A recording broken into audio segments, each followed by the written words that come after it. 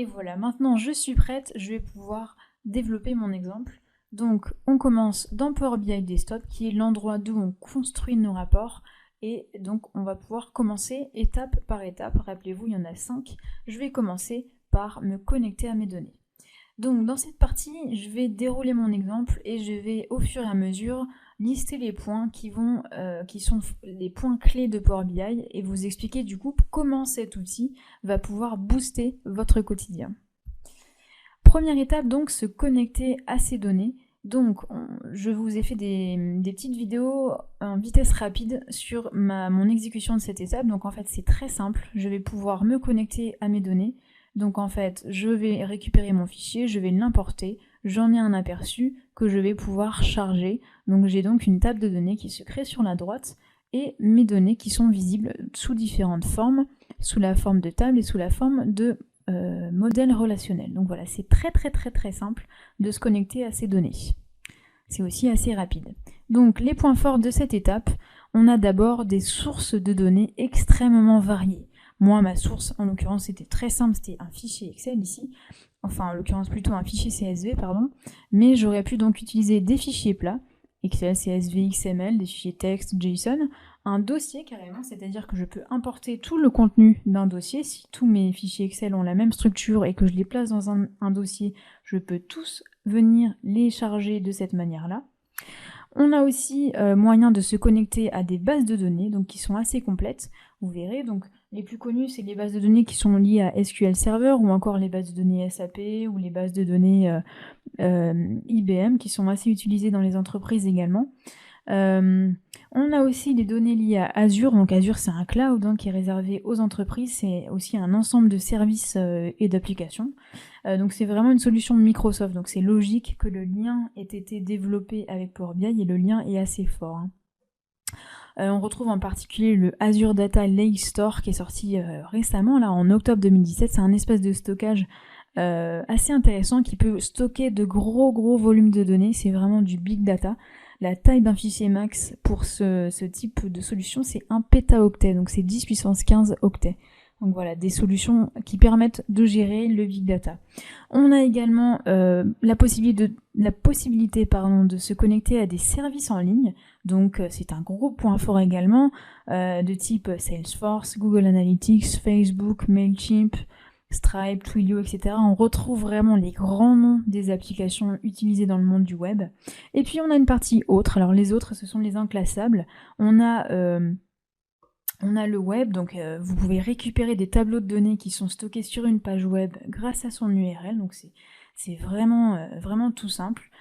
Les flux data, donc ça ce sont des protocoles de requête liés aux données qui sont en open data. Active Directory, donc ça c'est l'annuaire des réseaux Windows, Microsoft Exchange, et puis pas mal de frameworks Big Data de type Adobe, Spark.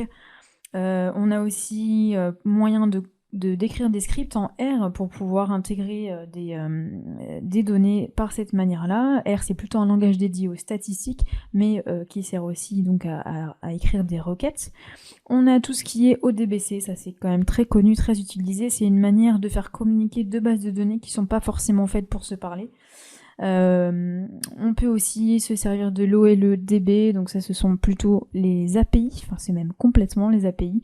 Si vous vous connectez à une API, c'est ce connecteur que vous utiliserez et vous pouvez, dans le cas où votre cas n'est pas listé, de toute façon vous pouvez taper une requête vide.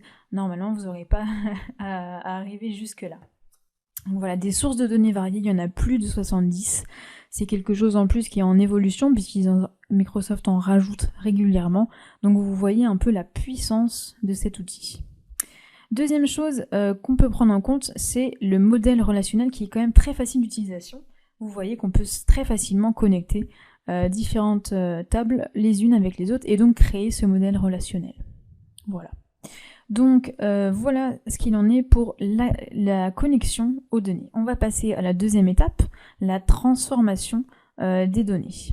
Donc même chose, un petit aperçu de ce que j'ai pu faire en vitesse rapide. Rassurez-vous, c'est assez court. Je reprends ma table de données, j'avais les coordonnées géographiques dans une seule colonne, donc je vais les fractionner et je vais mettre d'un côté la latitude De l'autre côté, la longitude, vous voyez que j'ai des points au lieu de virgule pour les décimales, ce qui m'empêche de changer le format de cette colonne, donc c'est pas grave, je vais remplacer mes points par des virgules, je vais pouvoir placer mes coordonnées en décimales et puis renommer ces colonnes. Finalement, je vais aussi pouvoir changer le type de certaines colonnes et aussi enlever les lignes blanches. Et voilà, j'ai effectué des transformations sur mes données qui sont automatisées.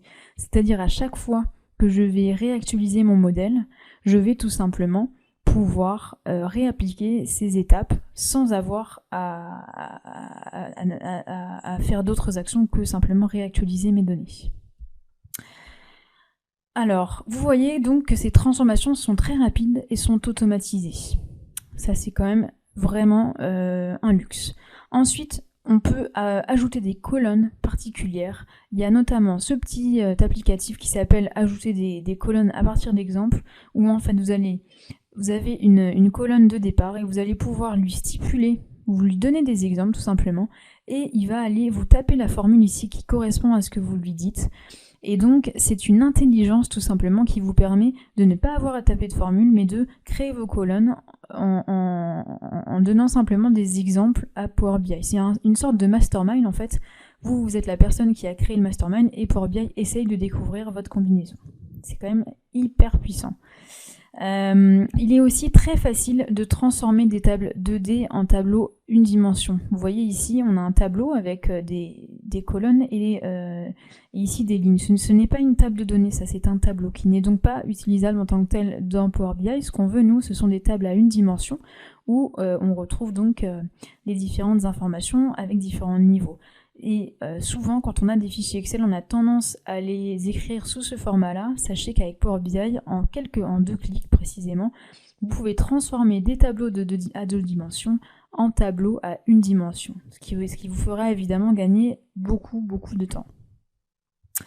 On peut aussi très facilement créer des tables à partir d'autres tables. Typiquement, ici dans mes films, j'aurais très bien pu créer une table à partir de ma table existante qui synthétiserait pour chacun des films le nombre de tournages, par exemple, pour donner juste un exemple très simple.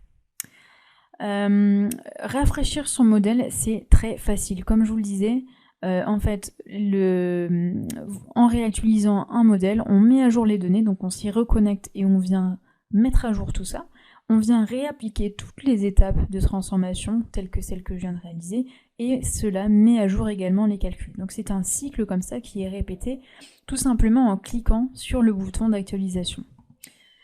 Par la suite, voilà, je vous ai mis une petite vidéo. Alors là, c'est la vitesse réelle. Mon fichier n'est pas très lourd, mais j'ai réactualisé. Et regardez, ça prend vraiment pas beaucoup de temps. Je crois que la vidéo dure moins de 5 secondes. Et là, j'ai réactualisé mon modèle. Si jamais des lignes étaient apparues, elles seraient visibles sur mon modèle serait donc à jour.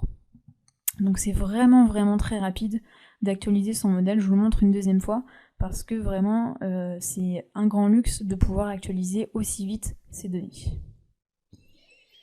À savoir, donc, on ne peut pas agir sur les données sources, c'est-à-dire que si je modifie, comme je l'ai fait, ma colonne sur les coordonnées géographiques par exemple, ça ne modifie en aucun cas mon fichier Excel source. Je le mets en rouge, comme quoi c'est plutôt un point faible, mais en fait c'est pas un point faible, c'est simplement que les outils BI ne sont pas faits pour ça, et évidemment que l'on ne souhaite pas que les outils BI agissent directement sur nos sources de données. Les outils BI sont là pour les manipuler, pour en extraire des résultats, mais en aucun cas pour les transformer en tant que tels. Donc voilà, ça c'est plutôt une fonctionnalité des outils BI. Il faut bien être conscient qu'en aucun cas on ne change les données sources. On s'y connecte, mais on ne les change pas. Attention aussi, un petit cas dans lequel Power BI peut être compliqué à utiliser, c'est quand la structure de vos données est en pleine évolution. Vous renommez des colonnes. Alors si les colonnes changent d'ordre, c'est pas grave du tout. Si elles changent de nom régulièrement et que vous supprimez un peu des choses dans la structure, ça peut être plus problématique, donc faites attention à ça. Voilà. On va passer à l'étape suivante. Les calculs, je vous laisse, je fais ça dans la vidéo suivante. À tout de suite.